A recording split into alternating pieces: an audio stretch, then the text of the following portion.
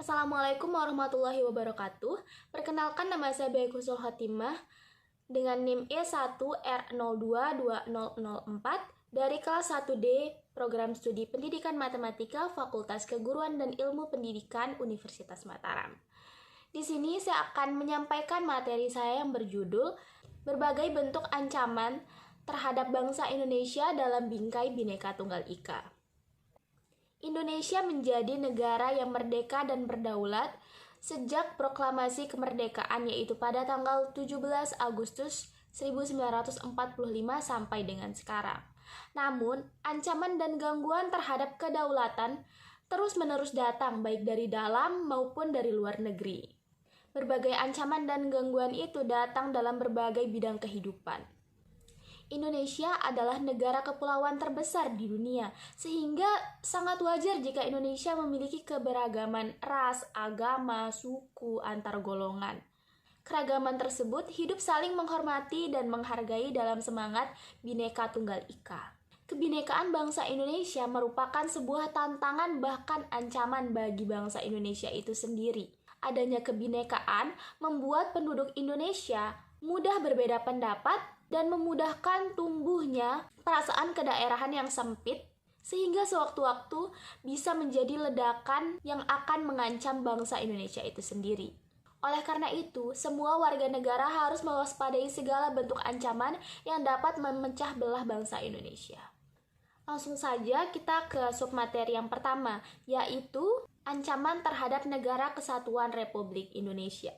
Dalam Undang-Undang Nomor 3 Tahun 2002 tentang Pertahanan Negara, yang dimaksud ancaman adalah setiap usaha dan kegiatan baik dari dalam negeri maupun dari luar negeri yang dinilai membahayakan kedaulatan negara, keutuhan wilayah negara, dan keselamatan segenap bangsa. Yang pertama ada ancaman militer. Ancaman militer adalah ancaman dengan mempergunakan kekuatan senjata terorganisir yang dinilai mempunyai kemampuan membahayakan bangsa. Menurut Undang-Undang Nomor 3 Tahun 2002 tentang Pertahanan Negara, ancaman militer dapat berbentuk yang pertama agresi, di mana agresi dapat dilakukan dalam bentuk invasi, bombardemen, blokade, dan lain-lain. Yang kedua, ada pelanggaran wilayah. Yang ketiga, spionase. Yang keempat, sabotase. Yang kelima, aksi teror bersenjata. Yang keenam, pemberontakan. Serta yang ketujuh, perang saudara. Strategi yang diterapkan negara dalam menghadapi ancaman militer adalah dengan cara menempatkan TNI sebagai komponen utama dengan didukung oleh komponen cadangan dan komponen pendukung. Yang kedua, yaitu ancaman non-militer. Ancaman non-militer ini adalah kebalikan dari ancaman militer. Ancaman non-militer adalah ancaman yang tidak menggunakan senjata, tetapi jika dibiarkan akan dapat membahayakan bangsa. Komponen utama untuk menghadapi ancaman non-militer ini adalah lembaga pemerintah di luar bidang pertahanan, yakni Polri, KPK, DPR, Satpol PP, dan sebagainya. Contoh dari ancaman non-militer yaitu penyalahgunaan narkoba, korupsi, kolusi, dan nepotisme, perusakan lingkungan, kebodohan, kemiskinan, serta lunturnya persatuan dan kesatuan bangsa. Ancaman non-militer memiliki karakteristik yang berbeda dengan ancaman militer, yaitu tidak bersifat fisik dan tidak terlihat. Contoh ancaman yang berdimensi non-militer yaitu yang pertama, ancaman terhadap ideologi. Ancaman terhadap ideologi merupakan ancaman terhadap dasar negara dan ideologi Pancasila. Masuknya ideologi lain seperti liberalisme dan komunisme semakin mudah diterima oleh masyarakat Indonesia di era globalisasi ini. Globalisasi ternyata mampu meyakinkan kepada masyarakat Indonesia bahwa liberalisme dapat membawa manusia ke arah kemajuan dan kemakmuran. Tidak jarang hal ini mempengaruhi pikiran masyarakat Indonesia untuk tertarik pada ideologi tersebut. Akan tetapi, pengaruh yang diambil justru yang bernilai negatif. Misalnya, gaya hidup yang diliputi kemewahan, pergaulan bebas, dan sebagainya. Hal tersebut, jika dibiarkan dan tidak diatasi, tentu saja akan menjadi ancaman terhadap kepribadian bangsa Indonesia. Selanjutnya, ancaman berdimensi politik. Ancaman terhadap politik yaitu dengan ikut campurnya negara lain dalam urusan dalam negeri. Misalnya, hak asasi manusia, hukum, pemilihan umum, dan lain sebagainya. Selanjutnya, ancaman berdimensi ekonomi. Ancaman terhadap ekonomi, misalnya semakin bebasnya impor berbagai produk luar negeri. Ketidakmampuan kita dalam menghadapi globalisasi dan perdagangan bebas dapat mengakibatkan penjajahan dalam bentuk baru. Contohnya yaitu sikap lebih menyukai produk luar negeri dibanding produk dalam negeri. Itu merupakan bentuk penjajahan baru dalam bidang ekonomi. Selanjutnya, ancaman berdimensi sosial budaya. Ancaman terhadap sosial budaya misalnya dengan upaya menghancurkan budaya bangsa melalui disinformasi, propaganda, dan berbagai kegiatan kebudayaan yang dapat mempengaruhi kebudayaan luhur bangsa Indonesia. Selanjutnya, ancaman berdimensi pertahanan dan keamanan. Ancaman terhadap pertahanan dan keamanan antara lain pelanggaran wilayah oleh kapal atau pesawat militer negara lain, kejahatan internasional, kelompok luar negeri yang membantu gerakan separatis, dan sebagainya. Yang ketiga, ancaman dari dalam negeri. Contoh potensi ancaman yang berasal dari dalam negeri yaitu pertama, disintegrasi bangsa melalui gerakan-gerakan separatis. Yang kedua, upaya penggantian ideologi Pancasila dengan ideologi lain yang ekstrim atau tidak sesuai dengan jiwa dan semangat perjuangan bangsa Indonesia. Yang ketiga, makar atau penggulingan pemerintahan yang sah dan konstitusional. Yang keempat, melakukan kolusi, korupsi, dan nepotisme. Serta yang kelima, kesenjangan ekonomi atau pemerataan pendapatan yang tidak adil. Yang keempat, yaitu ancaman dari luar negeri. Ancaman dari luar negeri adalah segala ancaman terhadap ketahanan nasional suatu negara yang berasal dari luar negeri. Ancaman dari luar negeri ini tentu saja harus kita waspadai demi menjaga keutuhan bangsa dan negara. Hal-hal yang harus diwaspadai yaitu yang pertama, keinginan negara-negara besar untuk menguasai Indonesia karena posisi Indonesia yang strategis dan kekayaan alamnya yang melimpah.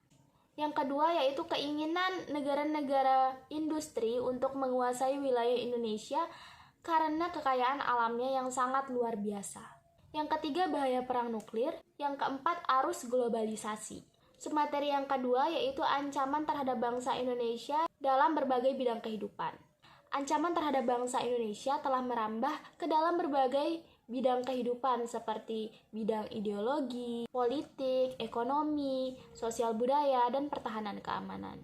Yang pertama, ancaman di bidang ideologi. Ancaman berbasis ideologi dapat berbentuk penetrasi nilai-nilai kebangsaan sehingga dapat memicu proses disintegrasi bangsa. Ancaman ini dapat berasal dari luar negeri, misalnya masuknya paham liberalisme dan komunisme. Ancaman di bidang ideologi ditujukan untuk membentuk suatu kekuatan yang akan ditujukan untuk mengganti dasar negara Pancasila. Yang kedua, ancaman di bidang politik. Ancaman di bidang politik ini dibedakan menjadi dua, yaitu ancaman dari dalam negeri dan ancaman dari luar negeri. Ancaman dari dalam negeri dapat berupa penggunaan kekuatan, berupa pengerahan massa untuk menumbangkan suatu pemerintahan yang berkuasa atau menggalang kekuatan politik untuk melemahkan kekuasaan pemerintah. Ancaman yang datang dari luar negeri dilakukan oleh suatu negara dengan melakukan tekanan politik terhadap Indonesia seperti intimidasi, provokasi, atau blokade politik. Ketiga, ancaman di bidang ekonomi. Ancaman di bidang ekonomi terbagi menjadi ancaman internal dan ancaman eksternal. Ancaman dari internal dapat berupa inflasi, pengangguran, infrastruktur yang tidak memadai, dan sistem perekonomian yang tidak jelas. Ancaman dari eksternal dapat berbentuk kinerja ekonomi yang buruk, daya saing rendah, ketidaksiapan menghadapi globalisasi, dan tingkat ketergantungan terhadap pihak asing. Yang keempat, ancaman dalam bidang sosial budaya. Ancaman yang berdimensi sosbud dapat dibedakan menjadi ancaman dari dalam dan dari luar. Ancaman dari dalam didorong oleh isu kemiskinan, kebodohan, keterbelakangan, dan ketidakadilan. Ancaman dari luar dapat berupa penetrasi nilai-nilai budaya dari luar negeri yang sulit dibendung. Contohnya yaitu mudahnya nilai-nilai barat yang masuk. Semakin memudarnya apresiasi terhadap nilai-nilai budaya lokal. Yang ketiga, semakin lunturnya semangat gotong royong, solidaritas, kepedulian, dan kesetiakawanan sosial. Serta yang keempat, semakin memudarnya nilai-nilai keagamaan. Yang kelima atau yang terakhir yaitu ancaman dalam bidang pertahanan dan keamanan. Ancaman di bidang pertahanan dan keamanan dapat berupa kejahatan nasional, misalnya imigran gelap, penyelundupan narkoba, bajak laut, dan pencurian kekayaan alam. Sumateri yang terakhir yaitu peran serta masyarakat untuk mengatasi berbagai ancaman dalam membangun integrasi nasional. Peran serta dan kesadaran masyarakat memiliki makna bahwa individu harus mempunyai sikap dan perilaku diri yang tumbuh dari kemauan diri yang dilandasi keikhlasan atau kerelaan bertindak demi kebaikan bangsa dan negara Indonesia untuk mengatasi ancaman dalam membangun integrasi bangsa. Peran serta warga negara bertujuan untuk menjaga pertahanan dan keamanan negara. Undang-Undang Nomor 3 Tahun 2002 tentang Pertahanan Negara menegaskan bahwa pertahanan negara berfungsi untuk mewujudkan dan mempertahankan seluruh wilayah negara kesatuan Republik Indonesia sebagai satu kesatuan. Peran serta masyarakat untuk mengatasi berbagai ancaman dalam membangun integrasi nasional dapat dilakukan dengan cara yang pertama, tidak membeda-bedakan keberagaman, baik itu suku, agama, ras, dan lain-lain. Yang kedua, membangun kesadaran akan pentingnya integrasi nasional. Yang ketiga, melakukan gotong royong dalam rangka peningkatan kesadaran bermasyarakat, berbangsa, dan bernegara. Yang keempat, mau dan bersedia untuk bekerja sama dengan segenap lapisan atau golongan masyarakat. Yang kelima, mengolah dan memanfaatkan kekayaan alam guna meningkatkan kesejahteraan rakyat. Yang keenam, menjaga keutuhan dan keamanan wilayah negara. Yang ketujuh, berpartisipasi dalam berbagai kegiatan yang dilakukan dalam masyarakat dan pemerintah. Dan yang terakhir, yang kedelapan, yaitu menjaga persatuan dan kesatuan bangsa. Nah, kita sebagai warga negara yang baik, sudah sepatutnya kita harus selalu waspada terhadap semua ancaman dan gangguan yang akan membahayakan bangsa kita. Serta kita juga harus ikut berperan dalam mengatasi berbagai ancaman demi keutuhan, persatuan, dan kesatuan bangsa. Sekian materi yang dapat saya sampaikan, kurang lebihnya mohon dimaafkan. Terima kasih. Wassalamualaikum warahmatullahi wabarakatuh.